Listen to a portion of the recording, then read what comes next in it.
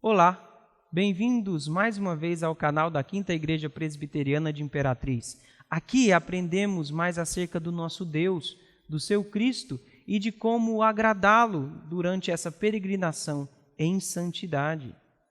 Na mensagem anterior, vimos que Cristo é a última, completa e perfeita revelação de Deus o Pai.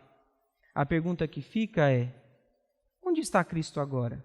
O que ele fez e o que está fazendo nesse instante? E quem é de fato o Cristo de Deus? Essas e outras perguntas serão respondidas daqui a pouquinho na mensagem que seguirá. Se você ainda não assistiu à primeira mensagem, clique aqui no card em cima e assista. Assim será mais fácil a compreensão da mensagem que seguirá. Não se esqueça de dar o seu like, se inscrever no canal e ativar as notificações e compartilhar esta mensagem para que mais e mais pessoas sejam alcançadas pelo Evangelho de Cristo. Assista a mensagem e fique até o final porque eu quero orar por você. Que Deus te ilumine e abençoe nestes preciosos momentos em que ouvirá a palavra de Deus.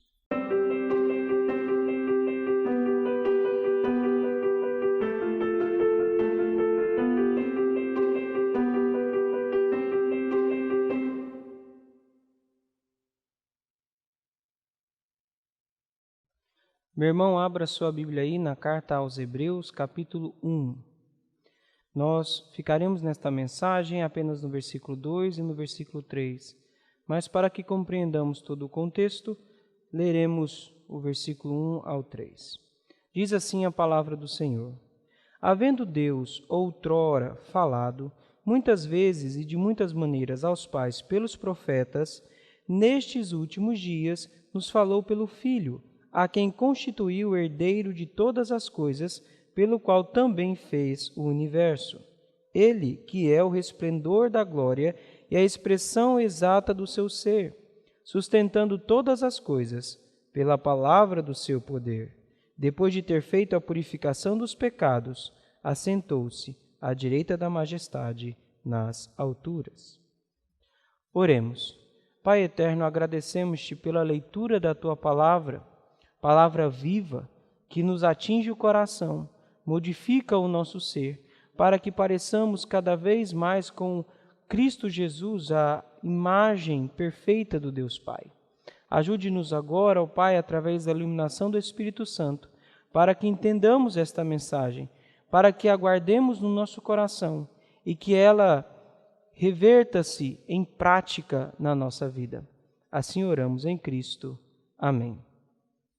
Admiração é algo interessante. É mais do que ter respeito ou consideração por alguém. Está mais para veneração, isto é, atribuir honra e adoração a uma pessoa. Quando admiramos alguém, tendemos a imitá-la, a amá-la e a segui-la. Se o sentimento de admiração estiver associado ao da gratidão, faremos tudo o que estiver ao nosso alcance para corresponder às expectativas e disposições daquela pessoa, elevando-a como líder da nossa vida. Porém, no mundo onde se luta pela admiração, admirar alguém em específico se tornou errado e contracultural. Nossa sociedade diz para admirarmos a quanto quisermos, mas não podemos admirar apenas uma só pessoa, pois isso seria radicalismos ou fanatismos. Assim, para acabar com a admiração por alguém que não agrada à maioria, muitos lançam mão do assassinato de reputações. Ou seja, desacreditam aquela pessoa a fim de que ela não seja mais digna da adoração que lhe é outorgada. Eu lembro-me de uma situação em que ocorreu justamente isso. No primeiro século, logo após Jesus desaparecer de entre as nuvens, a mensagem que o tinha como centro começou a se espalhar. Ainda mais depois do Pentecostes, quando em apenas um dia mais de 3.000 pessoas foram convertidas a Cristo. A partir dali, houve um crescimento exponencial dos novos crentes. Pessoas que, embora não tivessem visto Jesus pessoalmente, depositavam sua fé nele, admirando-o com gratidão por tudo que fizeram em suas vidas e pelo favor imerecido que receberam, tornando-se seus discípulos. A reação da sociedade foi imediata. A fim de desacreditar Jesus, imagino eu, alguns argumentavam ser ele apenas um homem, nascido nos fundos de um quintalzinho, um rebelde, vindo de uma cidade pequena do interior, uma tal de Nazaré, de onde nada de bom poderia sair. Aqui era apenas um líder fanático, como tantos outros, um entusiasta da luta contra o sistema, que surgira naqueles tempos difíceis que, igualmente aos demais, era um fracassado, morto pelo regime como criminoso que era. E não um criminoso qualquer, tão ruim, que foi penitenciado com a pior morte daquela época, a morte de cruz, reservada para pessoas da mais desprezível estirpe. Mesmo que ele fosse um homem bom, alguns argumentariam: o pobre homem teve seu corpo roubado pelos seus seguidores fanáticos, que, para manter ali a chama acesa e dar início a uma religião herética, espalharam a notícia que ele havia ressuscitado. Só se foi em suas mentes doentias. Se você estivesse naquele tempo, qual seria a sua reação? Você seguiria esse tal de Jesus? Da mesma maneira que um pastor naquele tempo poderia fazer essa pergunta, imagine agora cristãos que eram ameaçados pelas perseguições e excluídos da sociedade por causa da sua fé. Ainda seguiria esse tal de Jesus? Nesta mensagem, quero falar aos irmãos sobre esse homem que também é Deus. Da mesma maneira que o pastor daquele tempo falou aos hebreus convertidos, a fim de que percebamos Jesus em toda a maravilha de sua pessoa e obra, como Filho de Deus e nosso Salvador, para que no lugar do medo e da dúvida, respondamos que sabemos em quem cremos e em quem depositamos a nossa fé. Em resumo, nesta mensagem, quero tratar com os irmãos que Cristo é o verdadeiro Rei, o último profeta e o sacerdote perfeito de Deus. Cristo é o verdadeiro Rei, o último profeta e sacerdote de Deus. As palavras do pastor, já no início do versículo 2, nos levam a reconhecer que Jesus é o Senhor, em sua pessoa, também como em sua obra. Ele nos diz que o Senhor foi constituído, veja na sua escritura, herdeiro de todas as coisas. Afinal, ele é o único Filho de Deus, o seu primogênito e, por direito, o seu herdeiro. A herança aqui ecoa os escritos do Salmo 2, quando diz que o Filho gerado teria por herança as nações e as extremidades da terra por sua possessão. Assim, o pastor nos lembra que o Senhor é o herdeiro da terra e dos seus povos. Quando vemos essa herança, temos de lembrar que, no primeiro momento, lá no Jardim do Éden, no início de todas as coisas, ela estava destinada ou preparada para o primeiro homem, o primeiro Adão. Porém, como bem sabiam os hebreus pelos relatos de Moisés, o homem caiu em pecado, ficando destituído da herança, tanto ele como a sua posteridade. É somente Cristo, o segundo Adão, que retoma por direito a herança, ao escrever-se em nossa história, revestindo-se de nossa natureza, manifestando-se em carne, para restaurar em nosso favor o que foi perdido pelo primeiro Adão. Quão rico é o nosso adorável Jesus! O abençoado Senhor que, quando estava na cruz, não tinha nada, não tinha onde repousar a cabeça. Até as suas vestes lhe foram tiradas. Foi enterrado em um túmulo que não lhe pertencia, ou mesmo à sua família. Na terra foi pobre até o fim. Foi tão rejeitado e humilhado que nenhum outro homem assim o foi. Mas ele herdará todas as coisas como Jesus, Deus e homem em uma só pessoa. todos os anjos, todos os seres humanos da terra, todos os poderes do universo, quando perguntados: quem é o Senhor de todos? Responderão: Jesus, o filho de Maria. Tal é a recompensa que Deus ordenou para o homem Deus, que fora humilhado. Além disso, a herança é colocada sob o prisma da redenção, trazendo consigo a inumerável companhia dos redimidos e o universo renovado pela virtude da obra triunfante da reconciliação promovida por Jesus. Assim, o nosso Rei é o herdeiro de tudo o que existe, seja aqui ou na vastidão do universo. Porém, você sabe qual é a melhor parte da herança do nosso Senhor? O seu povo. Pois os redimidos valem mais do que todo o universo criado. A verdade que nos embala e que nos fortalece é que nós somos a sua herança. O Espírito de Deus dá o seu testemunho em nosso coração de que somos filhos de Deus. E se somos filhos de Deus, somos seus herdeiros, na medida que somos co-herdeiros com Cristo. É por causa dessa união indissolúvel com Ele que nós desfrutaremos da herança que Deus designou exclusivamente para o Rei. Por causa disso, o rei pode dizer ao Pai, como nos relata nosso irmão João, lá no capítulo 17 do seu Evangelho: a glória que tu me deste, eu lhes dei. Todas as coisas são de Cristo, Ele é o Rei, e nós vivemos e nos movemos nele. À vista do que o pastor disse, os hebreus entenderam que tudo que pertence por direito a Deus pertence ao nosso Senhor. Em especial, Cristo é a coroa, o clímax e a consumação da história. Mas o pastor não parou por aí. Ele disse que o rei não é apenas o filho herdeiro de Deus, é também o criador de todas as coisas. Ou seja, Cristo é o fim de todas as coisas, mas também o seu começo. Não só o mundo foi feito para ele, mas o mundo foi feito por ele. Diz a carta aqui: pelo qual também fez o universo. O universo aqui expressa a soma dos períodos das eras, incluindo tudo o que se manifesta através delas. Tem uma noção de algo que está em constante expansão.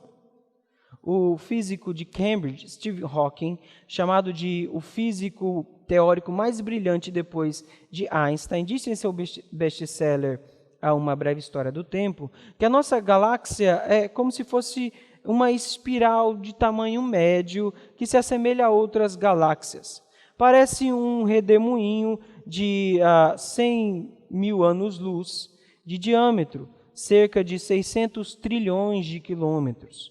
Para você ter uma ideia, com essa quantidade de quilômetros, você pode ir e voltar daqui de Imperatriz para São Luís umas 476 bilhões de vezes.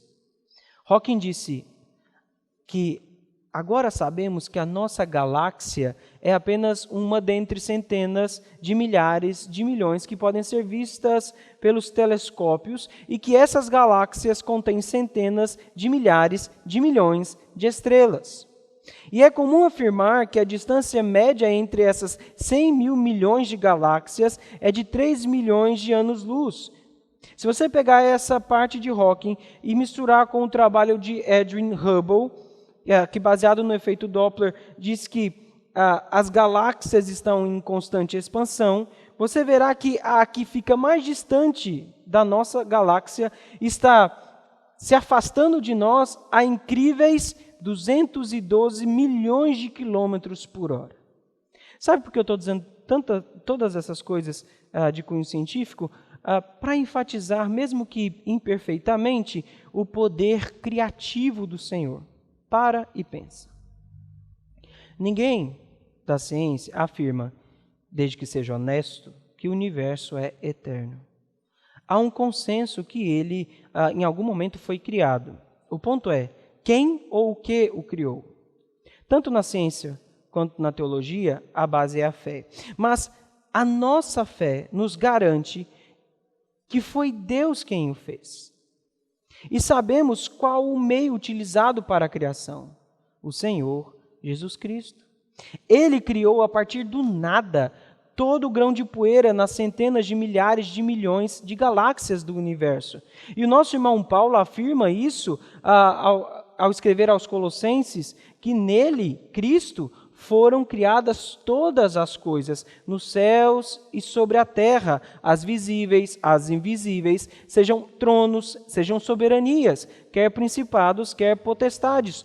Tudo, afirma Paulo, foi criado por meio dele e para ele. Ele é antes de todas as coisas. O nosso Senhor era a palavra que estava no princípio com Deus, e todas as coisas foram feitas por intermédio dele, e sem ele, nada do que foi feito se fez. Você tem noção disso? Aquele que andou neste chão, criou este chão. Aquele que andou entre os homens, criou os homens. O que temos de entender, irmãos, é que não apenas o começo e o fim estão nas mãos de Cristo, mas também tudo que está entre este começo e esse final. Este rei que herdou todo o reino do seu pai, o Criador de todas as coisas, é o mesmo que sustenta tudo aquilo que existe. Pergunto para você, o que impede esse mundo de se desintegrar e deixar de existir? Que poder mantém coesos todos os átomos e moléculas? Momento após momento, ano após ano, século após século, o universo continua existindo. Qual é a explicação para isso? Em 2014 foi lançado um filme de nome Lucy. Em determinado momento do filme, há uma cena de um físico explicando que as células escolhem, se o ambiente for desfavorável, a imortalidade. O que só aconteceria com a autogestão e a autossuficiência de cada uma dessas células. Nesse instante, as células então se separariam, deixando de estruturar o corpo e buscando a sua própria vontade, a imortalidade. Já imaginou isso? Desintegrar-se no meio ambiente? Você acha mesmo que o que mantém todas as coisas ligadas nas suas estruturas são impulsos elétricos, o nosso sistema nervoso, relações físico-químico-biológicas? Você acha mesmo que inscrições de filamentos de DNA é o que mantém o seu corpo unido? E os átomos de outras estruturas não orgânicas? Deixa eu contar um segredo para você. Ninguém neste mundo sabe, sem dúvida, como a estrutura do universo é mantida coesa. Só há teorias e nada mais. Para algo tão difícil, uma solução bem simples. O pastor aos Hebreus nos diz que o rei sustenta todas as coisas pela palavra do seu poder. O que vemos no texto é que o soberano carrega sobre si todas as coisas, levando-as para o fim designado, através da sua palavra falada. Por isso que nosso irmão Paulo afirma que ele é antes de todas as coisas, nele tudo subsiste, ou no literal, nele tudo está unido. A mesma palavra que trouxe tudo à existência é a mesma palavra que mantém tudo coeso. Assim, a preservação do universo requer o exercício contínuo da mesmíssima força e do mesmíssimo poder que lideram a existência. E se o braço mantenedor de Cristo fosse por um momento retirado da criação, os inumeráveis sóis e galáxias que povoam o espaço ruiriam no pó e tornariam ao nada do qual surgiram.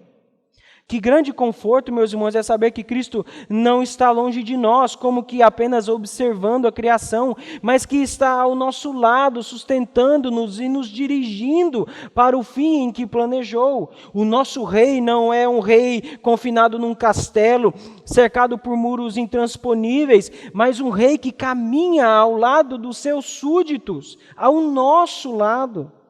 Se você crê nisso, você deve honrar esse rei, obedecendo-o, sentindo-se confortado em meio às dificuldades, sabendo que ele em breve manifestará o seu reino, destruirá os seus inimigos com o cetro de ferro do seu poder, conduzindo-nos para o gozo do seu reino, onde haverá justiça sem fim. Mesmo que ainda não vejamos agora todas as coisas sujeitas a Ele, pela fé sabemos que o Rei está vindo coroado de glória e honra, e quando Ele chegar, todo olho verá, todo joelho se dobrará e toda língua confessará que Jesus Cristo é o Senhor. Fica firme, meu irmão, o teu Rei está voltando. De fato, temos de louvar Jesus Cristo, o Filho de Deus, como Rei e Senhor que é. E não somente isso, Cristo é aquele que revela Deus de um modo perfeito em todo o seu esplendor. Se no primeiro momento aprendemos que o Senhor é o verdadeiro Rei, veremos agora que Cristo é o último profeta de Deus.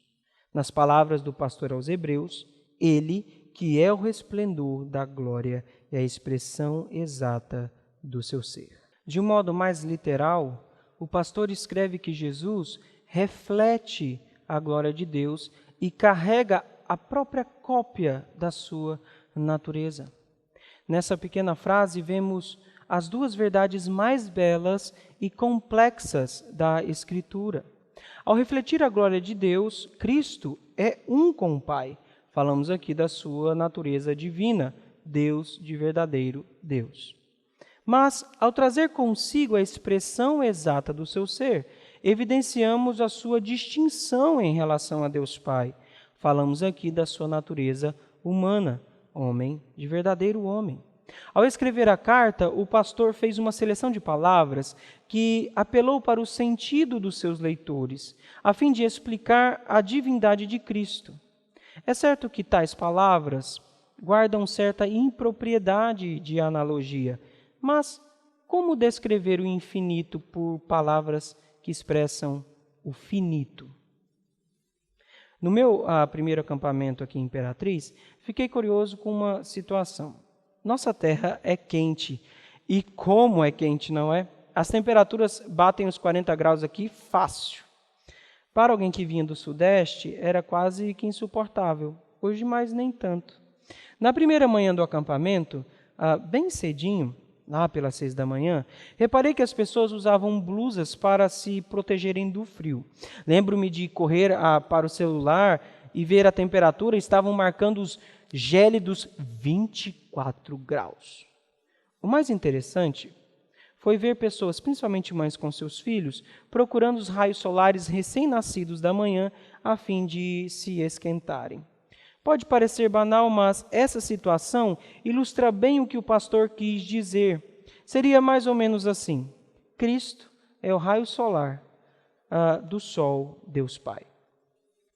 Entenda, mesmo quando é noite, o sol ainda está disposto no universo, cumprindo a sua função.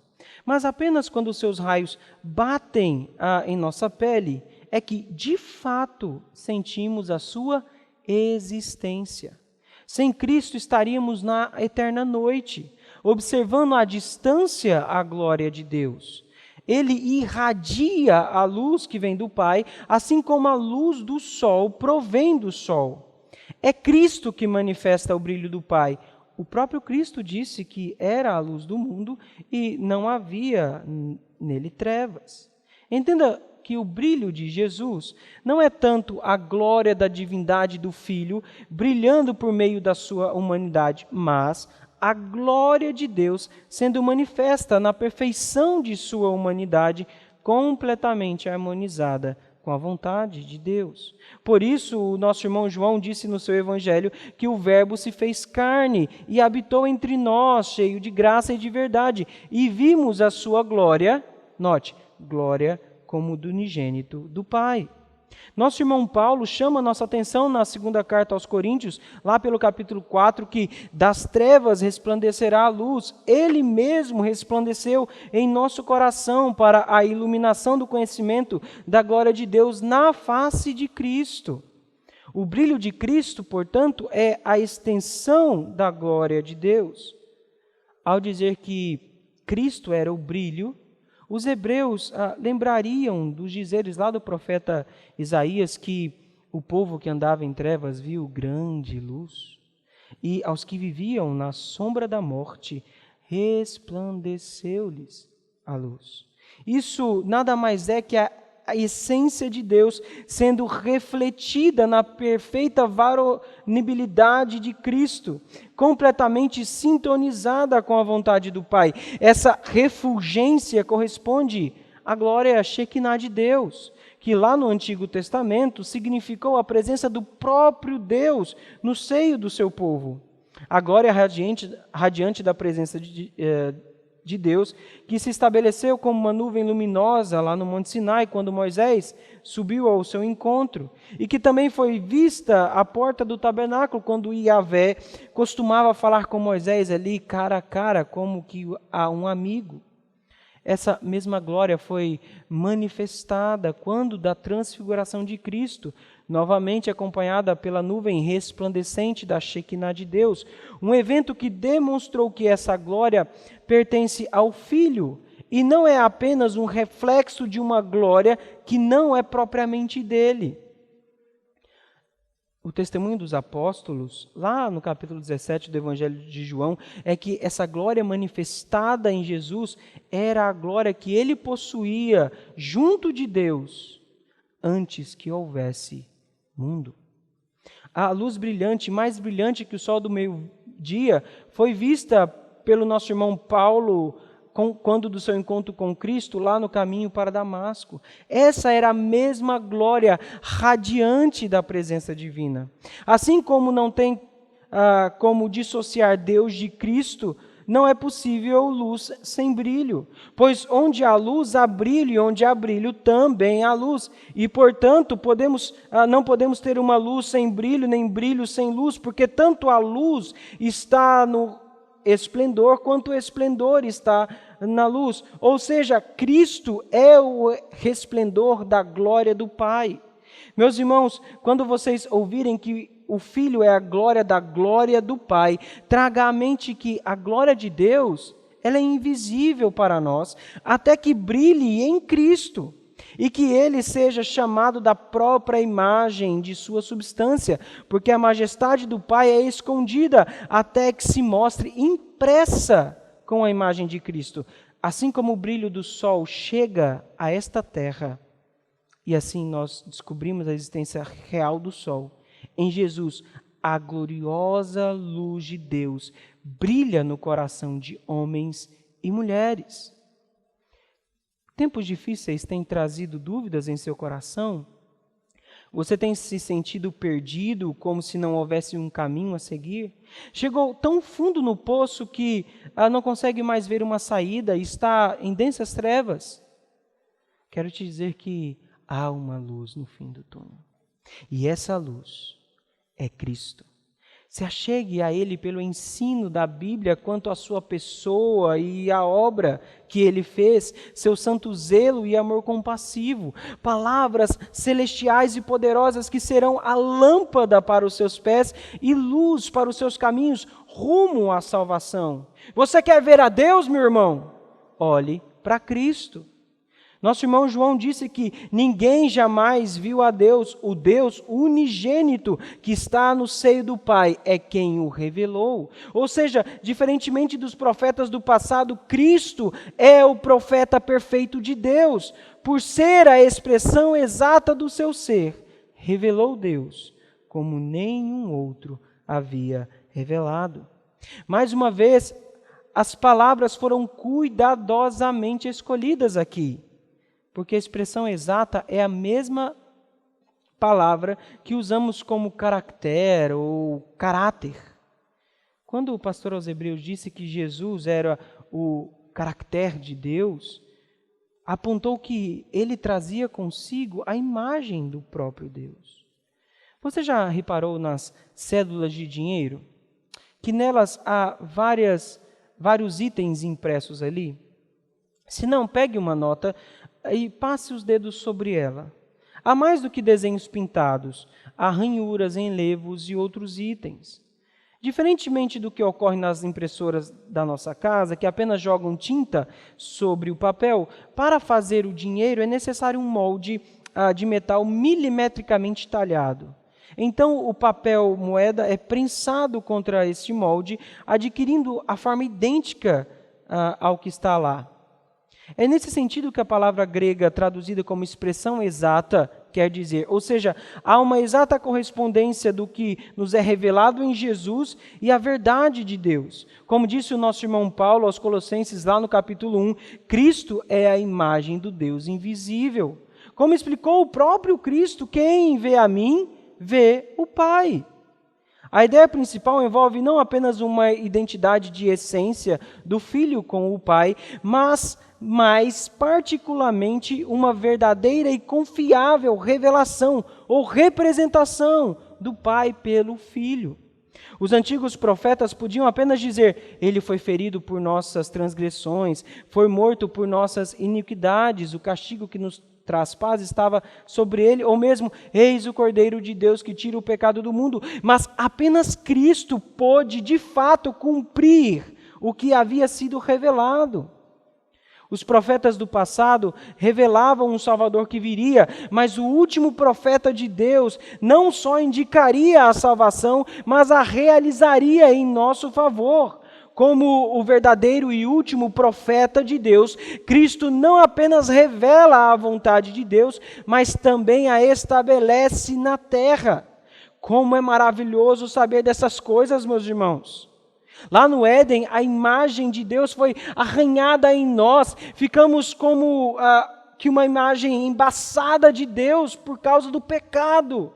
Mas em Jesus essa imagem está sendo restaurada. Ele, que é a verdadeira imagem de Deus, nos faz nova criação segundo essa imagem. Somos transformados em novos homens, novas mulheres, despidos do velho homem e revestidos de um novo, que se refaz pelo pleno conhecimento segundo a imagem daquele que o criou. Meus irmãos, nós somos transformados de glória em glória na própria imagem de Jesus Cristo, como que pelo Senhor, o Espírito. Não ficaremos com essa imagem caída, uma imagem sofrida, a trocaremos pela imagem do Deus invisível manifesta em Cristo, uma imagem de vitória, uma imagem de superioridade em relação às coisas do passado. Nesse deserto em que vivemos, nessa peregrinação em que você está andando rumo à nova terra, você está sendo trabalhado para que o velho mundo não faça mais parte da sua existência. Por isso, meu irmão, lute com todas as forças para honrar essa nova imagem e viver de fato em novidade de vida. Deixe as coisas velhas para trás, essas quinquilharias da peregrinação, porque eis que tudo novo se faz na vida do crente. Portanto, para de olhar para este mundo, para de olhar para as coisas que ficam e olhe para a frente, para o caminho revelado em Cristo Jesus. Ande em Cristo, o último profeta de Deus. Nessas poucas palavras que lemos nesta noite, somos levados a louvar a Deus. O Filho de Deus, somos levados a louvar a Jesus, o Filho de Deus, como um verdadeiro rei e o último profeta, que revela perfeitamente a glória de Deus. Por fim, agora, aprenderemos sobre Jesus, o sacerdote perfeito de Deus, aquele que realizou o sacrifício definitivo por nossos pecados. Diz o pastor aos Hebreus que, depois de ter feito a purificação dos pecados, assentou-se à direita da majestade nas alturas. Neste momento, vemos o relacionamento de Jesus com a humanidade caída. A ênfase aqui é que, ao purificar os pecados, o Filho de Deus realizou algo incapaz de se realizar por outra pessoa. Jesus é o grande sumo sacerdote que, sendo perfeito, ofereceu um sacrifício perfeito, o seu próprio sangue, para purificar-nos do pecado. Assim, ele foi ao mesmo tempo o sumo sacerdote e o sacrifício, quando se ofereceu para a purificação dos pecados do seu povo. Sozinho foi crucificado, sangrou e morreu na cruz, e por este ato fez a purificação dos nossos pecados. Os animais que foram mortos no Antigo Testamento foram varridos do altar, porque Jesus ofereceu o único e eficaz sacrifício para remir-nos e purificar-nos. O pastor acrescenta aqui o tema que estará presente em todo o restante da carta, que Jesus ofereceu a si mesmo como sacrifício substituto para remover o pecado do seu povo. Era sobre isso que o anjo falara a José quando do nascimento de Jesus. Disse ele que Maria dará à luz um filho e lhe porás o nome de Jesus, porque ele salvará o seu povo do pecado deles. Meu irmão, ninguém encontraria perdão e paz, ninguém seria justo diante de Deus e se achegaria a Ele, se Jesus não tivesse morrido por nós. Sua morte na cruz do Gólgota é, por toda a eternidade, o evento central da história da humanidade, a sua história. O pastor aos Hebreus levou os seus leitores a colocarem a sua atenção não apenas em quem Jesus é, mas, sobretudo, no que ele fez. Jesus é o irrepetível sacrifício e a provisão eficaz de Deus para o maior problema da humanidade, o pecado. A promessa do Salvador havia se tornado realidade. Aquele que andou entre nós ofereceu no altar da cruz um sacrifício a Deus, em satisfação da punição a que o homem, por causa da sua culpa, estava sujeita. Jesus destruiu cada obstáculo que impedia os crentes de desfrutarem da comunhão com Deus, tornando-os puros perante os seus olhos. Quando o Pai olha para você, ele não vê um pecador que deve receber a sua ira sobre si, mas ele vê um filho que teve os seus pecados justificados pelo Filho amado do Pai. Cristo, meu irmão, foi o Cordeiro perfeito de Deus que tirou o seu pecado do seu mundo. Como perfeito sacerdote, Jesus foi para o céu apresentar o seu próprio sangue a Deus, a fim de assegurar o seu pleno e perfeito e divino perdão. Tudo, de fato, está consumado. Alguns números na Bíblia trazem significados interessantes. Por exemplo, o número 40, em regra, é associado a períodos de provação e tribulação. Lembram? 40 anos no deserto, 40 dias. Ok. O número 1000 também é interessante, porque ele representa, em regra, algo que não se pode contar, inumerável, estender a abençoar até 1000 gerações. Lembram-se disso? Já o número 7 é muito significativo. Ele, em regra, representa o número da inteireza, da perfeição. Se você prestou bem atenção na mensagem de hoje, você deve ter notado que já falei 6 afirmações que evidenciam a supremacia de Cristo: herdeiro, criador, sustentador, irradiador da glória de Deus, cópia do ser de Deus e purificador. Agora, de forma deliberada, o pastor aos Hebreus traz a 7ª afirmação, a fim de demonstrar a perfeita supremacia de Cristo. Diz ele que assentou-se à direita da majestade nas alturas. Essas palavras ecoam o Salmo 110, onde se diz que o Senhor disse ao meu Senhor: assenta-te à minha direita, até que eu ponha os teus inimigos debaixo dos seus pés. Vemos aqui a descrição da conclusão do trabalho de Jesus, o descanso após a sua missão. Você sabia que no templo de Jerusalém não havia assento para os sacerdotes? O trabalho deles era interminável. Ofereciam sacrifícios noite e dia, sem cessar, pois o problema do pecado não era resolvido apenas com um sacrifício. Eles nunca se sentavam. Aliás, as bordas da roupa do sumo sacerdote, lá do Antigo Testamento, eram costuradas com sinetes para que as pessoas pudessem ouvi-lo enquanto caminhava dentro do Santo dos Santos, uma forma de atestar que ele ainda continuava vivo na presença do Senhor. Viu-no entrar no santo lugar, tremendo enquanto carregava o sangue sacrificial diante do brilhante propiciatório. Lá ele entrava ano após ano, sumo sacerdote após sumo sacerdote, pois o trabalho nunca era terminado. Como Jesus é diferente, não é? Por ele ser o perfeito sacerdote, o que os anteriores eram apenas sombras, ao derramar seu sangue por nós, seu sacrifício expiatório foi único e suficiente. Assim, Jesus se assentou, já que não havia mais sacrifícios a serem feitos.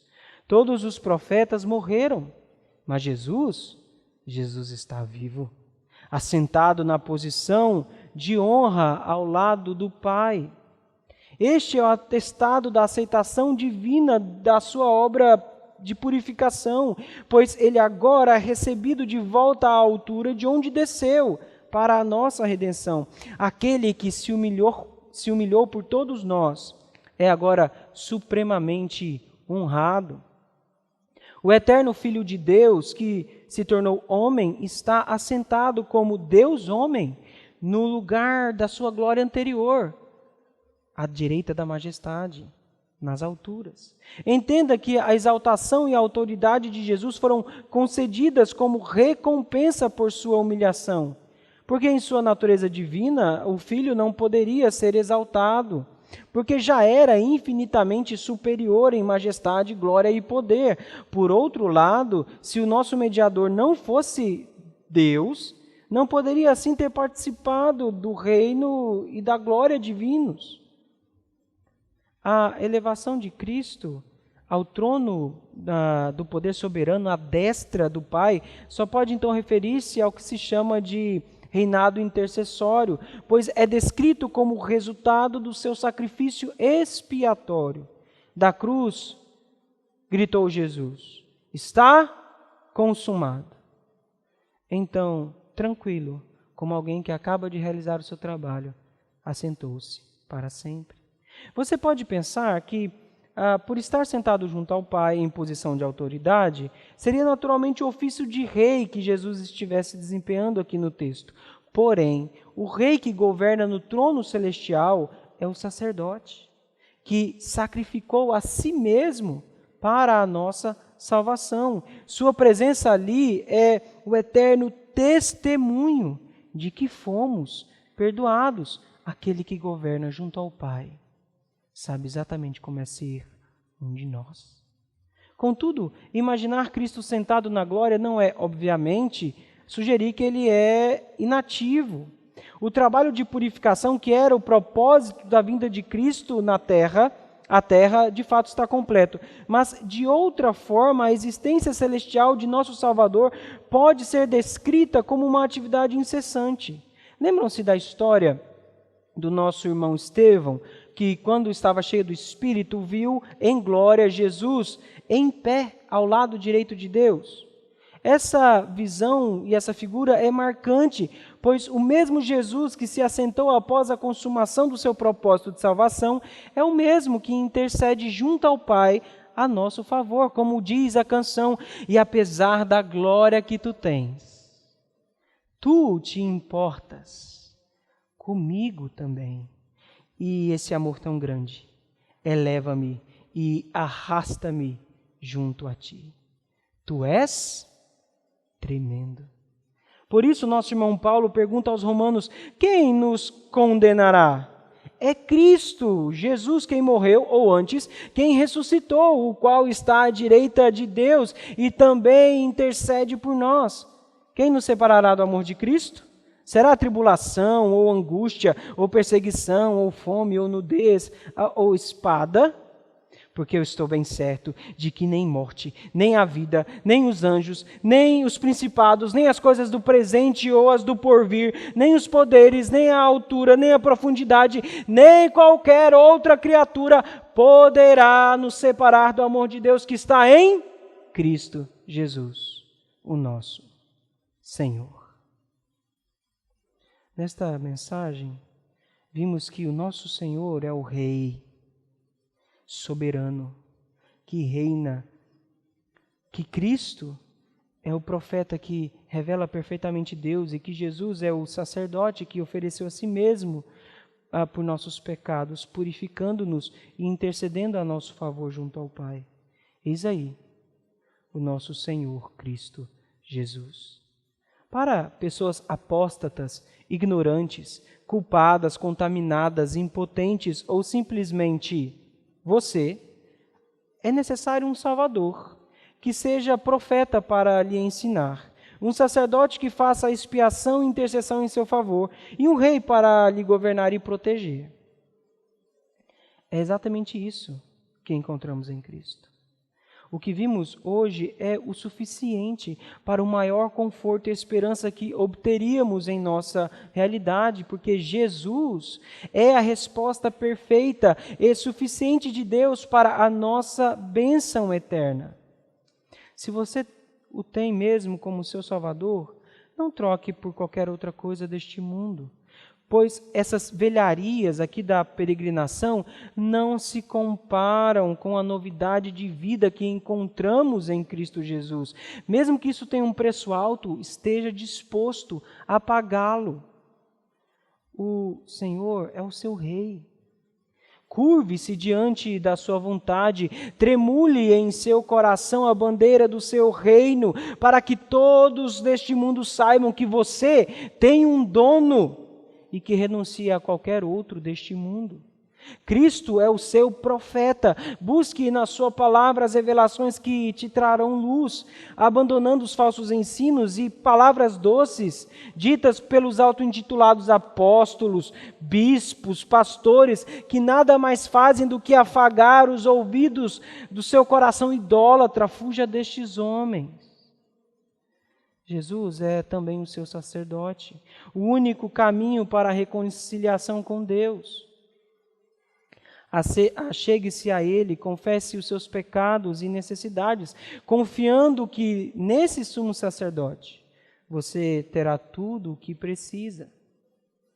Meu irmão ou minha irmã, se essa palavra serviu de algum modo para você, que está procurando um lugar para aprender mais desse Cristo, ou mesmo ter um encontro verdadeiro com Ele, venha falar comigo, mande uma mensagem no grupo da igreja, em alguma mídia social, marque um encontro para que conversemos acerca desse maravilhoso Cristo. Não perca a oportunidade que este rei, profeta e sacerdote está te dando. Admiração, de fato, é uma palavra bem interessante, não é mesmo? Dizer, então, que admira-se a Jesus e também segue a sua palavra, tem se tornado cada vez mais coisa para a gente fanática.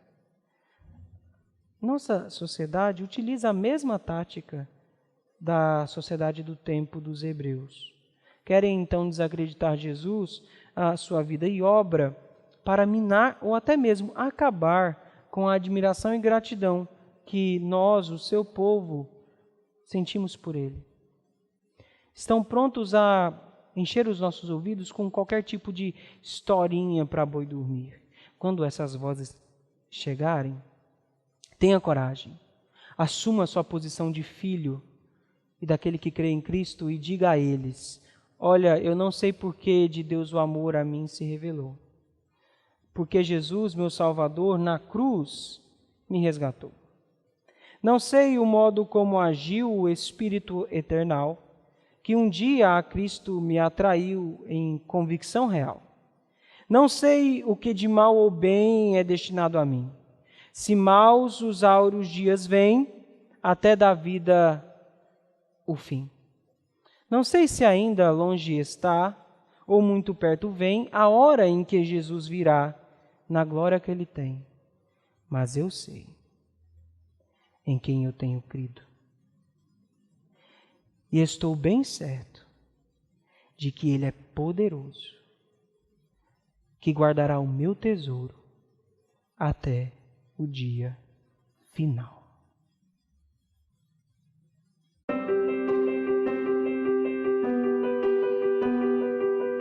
Como é maravilhoso sabermos que temos um rei, um profeta e um sacerdote, que de fato nos conduz à presença do Deus Altíssimo. e temos livre acesso ao teu trono da graça por causa do nosso Cristo. Eu quero orar por você. Feche os seus olhos. Ó Deus, Pai eterno, nós glorificamos e adoramos o teu santo nome na pessoa de Cristo Jesus e o exaltamos, Senhor, por ter enviado o Cristo para que nós tivéssemos acesso à sua presença, ó Deus. Que nós, ó Pai, estejamos conscientes de que temos um rei, que temos um profeta e que temos um sacerdote, um sumo sacerdote que a si mesmo se doou para que nós tivéssemos a oportunidade de estarmos sem reservas na presença do Deus Santíssimo. Ajude, ó Pai, meu irmão e minha irmã que assistem essa mensagem a serem filhos verdadeiros do Senhor. Abençoa-os, ilumina-os com teu Espírito, para que eles saibam qual é a boa, perfeita e a agradável vontade do Senhor. Ajuda-os, ó Pai, durante a peregrinação neste mundo, para que um dia eles encontrem com o Cristo de Deus e assim face a face o adorem na beleza da tua santidade. Nós oramos assim, em nome de Cristo. Amém.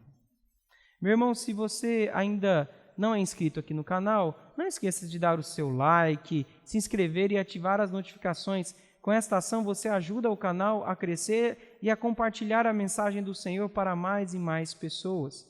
Se você ainda não faz parte de alguma de nossas mídias sociais, nós estamos no Facebook, no Instagram e também no YouTube.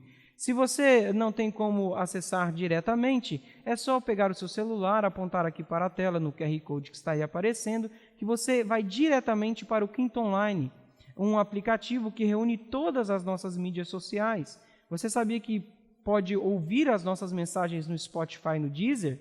Então, acesse por aqui e aí você terá essa possibilidade também de compartilhar no WhatsApp e em outras plataformas. Que Deus te abençoe. Espero vê-lo ou vê-la muito em breve num próximo vídeo que aqui for postado. Um abraço bem forte a todos.